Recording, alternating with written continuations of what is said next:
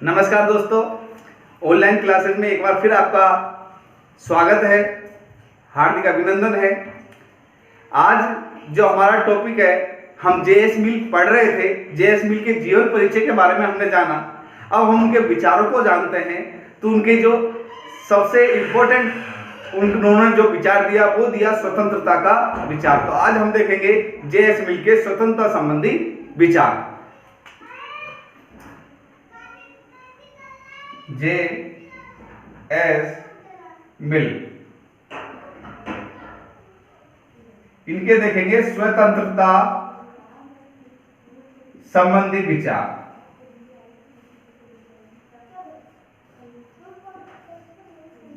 अब हम बात करते हैं इनके स्वतंत्रता संबंधी विचारों की। तो इनके स्वतंत्रता संबंधी जो विचार है, इनकी पुस्तक ऑन लिबर्टी में दे रखी है। किसमें? इनकी जो पुस्तक है, पुस्तक किसमें? ऑन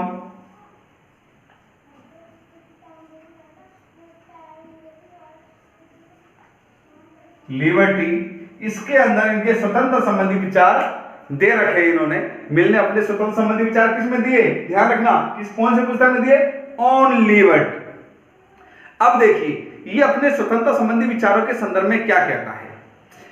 मिल क्या कहता है कि स्वतंत्रता व्यक्ति की स्वयं की प्रभुसत्ता है। स्वतंत्रता व्यक्ति की स्वयं की प्रभुसत्ता है।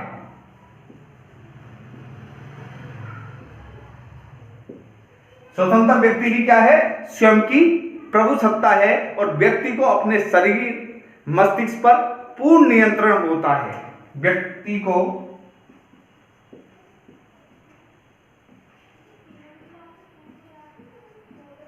अपने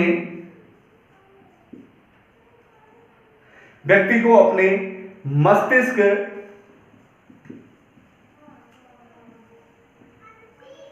व शरीर पर पूर्ण नियंत्रण, शरीर पर पूर्ण नियंत्रण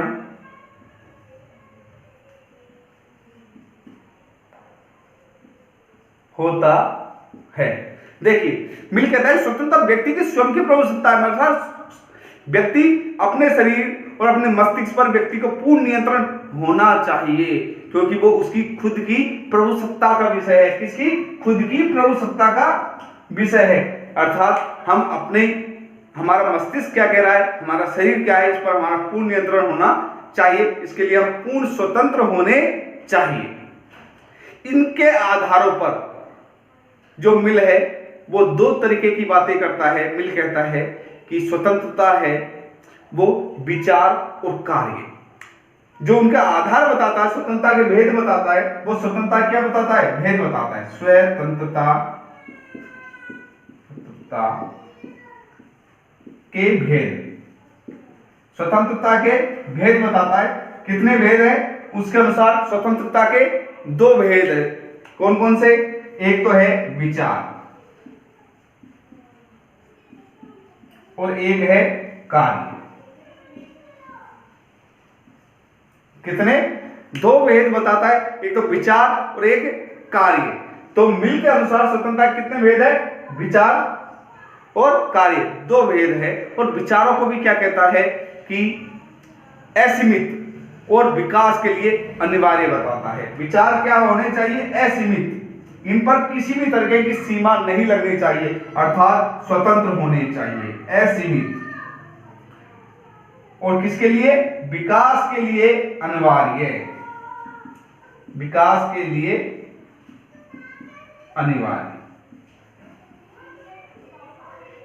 देखिए, जेएस मिल स्वतंत्रता संबंधी विचार अपनी किस्मत पुस्तक में देता है, ऑन लिबर्टी में, और कहता है कि इसको अपने शरीर पर व्यक्ति की पूर्ण प्रभुसत्ता होती है। इसलिए उसके जो विचार हैं वो असीमित होने चाहिए, उस पर किसी भी तरीके की कोई सीमा नहीं होनी चाहिए, कोई रोक होने नहीं चाहिए, क्योंकि विकास के लिए क्या है? ये अनिवार्य है, विकास के लिए जरूरी है। इसलिए विचारों पर किसी भी तरीके का प्रतिबंध नहीं होना चाहिए, अर्थात विचारों की स्वतंत्रता की बात करता है। अगर हम बात करते हैं इसकी, तो ये क्या कहता है? विचारों की स्वतंत्रता की बात करता है। तो पहला भेद के आधार पर ही हम कहते हैं, वो क्या कहता है? विचारों की स्वतंत्रता होनी चाहिए, विचारों की स्वतंत्रता की बात। अब क्या कहता है विचारों की स्वतंत्रता में कि किसी भी सरकार को, किसी भी राज्य को व्यक्ति के विचारों की स्वतंत्रता का हनन नहीं करना चाहिए, उसको ऐसी भी स्वतंत्रता का अधिकार देना चाहिए। उनको विकास के लिए यह जरूरी है कि विचारों की स्वतंत्रता हो, और इसके संबंध में वो कुछ तर्क भी प्रस्तुत करता है, कुछ उदाहरण भी प्रस्तुत करता है। आज हम उन्हीं बातों को देखते हैं। तो उनका एक तर्क इसके संदर्भ में है ऐतिहासिक तर्क, कह सकते हैं उसको, क्या कह सकते हैं? ऐतिहासिक तर्क, या उदाहरण लिख सकते हैं, ऐतिहासिक उदाहरण लिख लीजिए। क्या है? एक ऐतिहासिक उदाहरण देता है। क्या उदाहरण दे रहा है वो? ऐतिहासिक उदाहरण में क्या बात कह रहा है? क्या कहता है जेएस मिल, जॉन स्टुअर्ट मिल कहता है कि पुराने समय में, भूतकाल में कुछ ऐसे व्यक्ति हुए जिन्हों को विचारों की स्वतंत्रता को रोका गया, उनके विचारों की स्वतंत्रता का हनन किया गया, लेकिन आज भी उनके विचार प्रचलित है। आज हम उनके विचारों को बड़े सम्मान के साथ देखते हैं, उनको फॉलो करते हैं, और जिनमें है ईसा मसीह। आप देखिए ईसा मसीह को किस आधार पर सूली पर चढ़ाया गया था? क्योंकि उन्होंने शासन के विरुद्ध कार्य किए थे। उन्होंने अपने जो विचार और व्यक्ति और शासन के विरुद्ध दी थी, और उनको सूली पे चढ़ा दिया गया। लेकिन आज हम उनकी बातों को मानते कि नहीं मानते? उनके विचारों का सम्मान करते हैं कि नहीं करते हैं? हम उनके विचारों का आज भी सम्मान करते हैं। अर्थात अगर उस समय उनके विचारों पर रोक लगा दी गई होती, उनको अपने विचार उन्होंने नहीं दिए होते सरकार के डर से, शासन के डर से, तो आज वो विचार हम तक नहीं पहुंचते। इसी बात को, दूसरी बात करें हम सुकरात की। सुकरात को जहर देकर मार दिया गया उस समय वहां के राजा के द्वारा, लेकिन सुकरात के विचार आज भी जनमानस में रचे बसे हैं। आज भी हम उनको फॉलो करते हैं, उनके विचारों को पढ़ते हैं। तो इसका मतलब विचार की स्वतंत्रता होनी चाहिए। अगर विचारों की स्वतंत्रता नहीं होगी तो इस तरह के लोग हमारे सामने आएंगे नहीं जिनको हम फॉलो कर सके। उन विचारों को हमारा अवरुद्ध हो जाएगा, हमारा विकास अवरुद्ध हो जाएगा। तो ऐतिहासिक उदाहरण देते हैं किस किस का? ईसा मसीह का।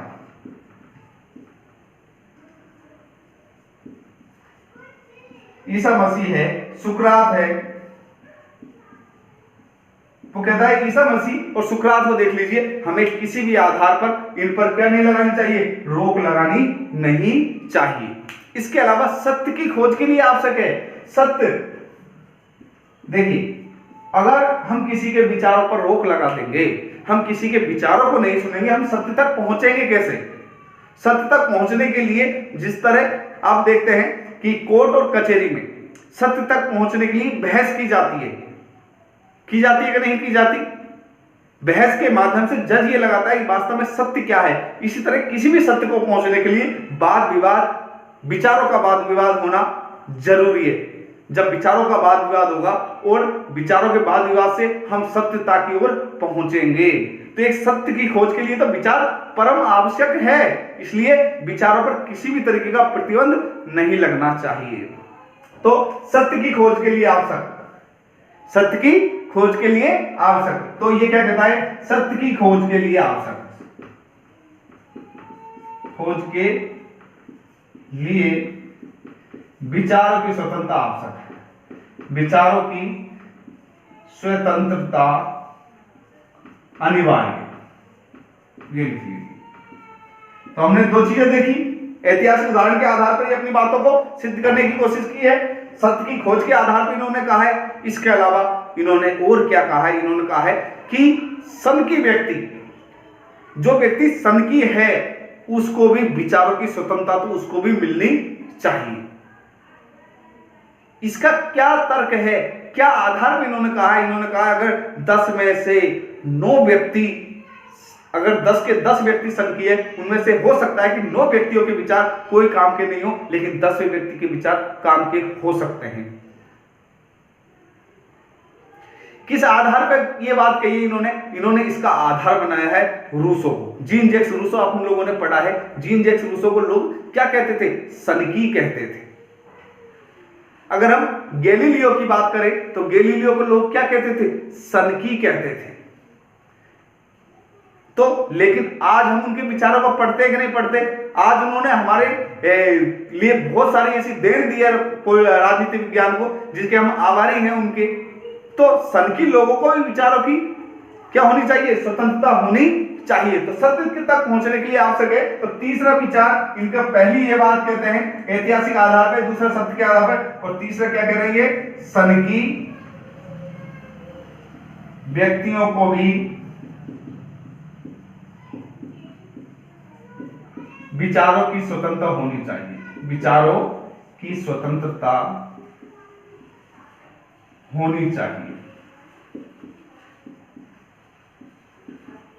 सनकी लोगों को भी विचारों की स्वतंत्रता होनी चाहिए, ये कहते हैं। क्यों? कि 10 में से 9 व्यक्ति के विचार निरर्थक हो सकते हैं। हो सकता है 10वें व्यक्ति के विचार बहुत ही ज्यादा सार्थक हो। इसलिए इसके उदाहरण देता है वो रूसो के और गैलीलियो के। किसके? रूसो और गैलीलियो के।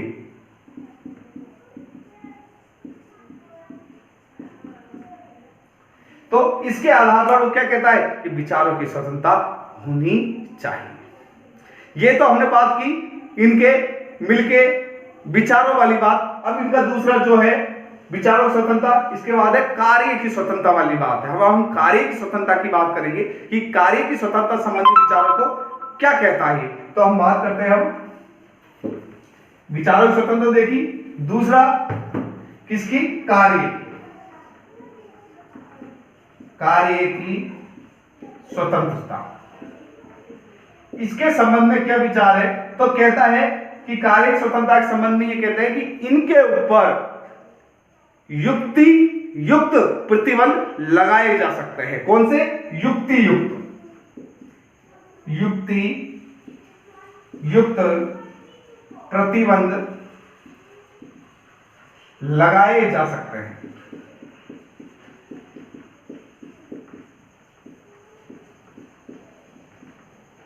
ये नहीं कि सभी कार्यों पर स्वतंत्रता, बिल्कुल कार्य की स्वतंत्रता मिलनी चाहिए, अनिवार्य है, लेकिन उन पर युक्ति युक्त प्रतिबंध लगाए जा सकते हैं। किन आधारों पर लगाए जा सकते हैं, हम उनकी बात करने वाले हैं कि युक्ति युक्त प्रतिबंध किन आधारों पर लगाने की बात कर रहे हैं। तो हम वही देखते हैं।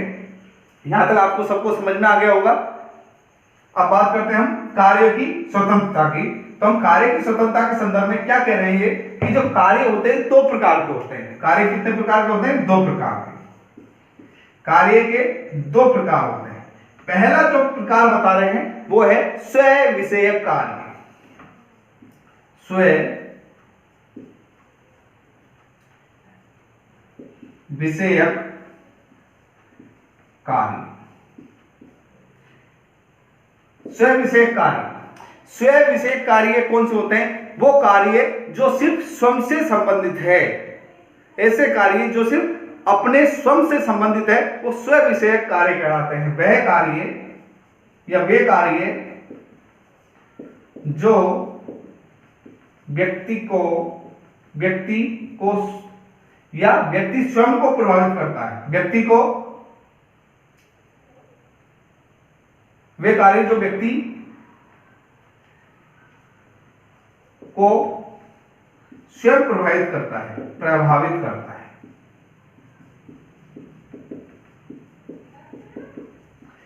अर्थात ऐसे कार्य जो खुद व्यक्ति को ही प्रभावित करते हैं। ऐसे कार्य जो व्यक्ति को खुद को लिख दो, या स्वयं को प्रभावित करते हैं। स्वयं को प्रभावित करते हैं, या तो व्यक्ति खुद को, या कह दो आप स्वयं को प्रभावित करते हैं। जैसे उसका खान पान, उसका मनोरंजन, खान पान है, मनोरंजन है। जैसे कोई शराब पीता है तो उसके खुद के शरीर में नुकसान कर रहा है, वो खुद को प्रभावित कर रहे हैं। जो खेल रहा है वो खुद को उसको प्रभावित कर रहा है। ये स्वयं विषयक कार्य है। कौन से कार्य हैं? स्वयं विषयक कार्य। इससे व्यक्ति के खुद के जीवन पर प्रभाव पड़ता है। तो इन विचारों पर तो किसी भी तरीके की क्या नहीं होनी चाहिए, बाउंडेशंस नहीं होनी चाहिए, इन पर तो स्वतंत्रता होनी चाहिए। जो स्वयं को प्रभावित करते हैं उनकी क्या होनी चाहिए, स्वतंत्रता होनी चाहिए, इन पर किसी भी तरीके का प्रतिबंध नहीं लगने चाहिए। लेकिन वे कार्य जो पर विषयक है, कौन से हैं, पर विषयक, ये तो स्वयं विषयक है ना, स्वयं विषयक है। अब है पर विषयक कार्य, पर विषयक कार्य, पर का मतलब होता है दूसरा, पर विषयक कार्य अर्थात जो दूसरों से संबंधित है, अर्थात क्या है इसका मतलब, जो दूसरों से संबंधित है, जो दूसरों को प्रभावित करते हैं, जो क्या दूसरों को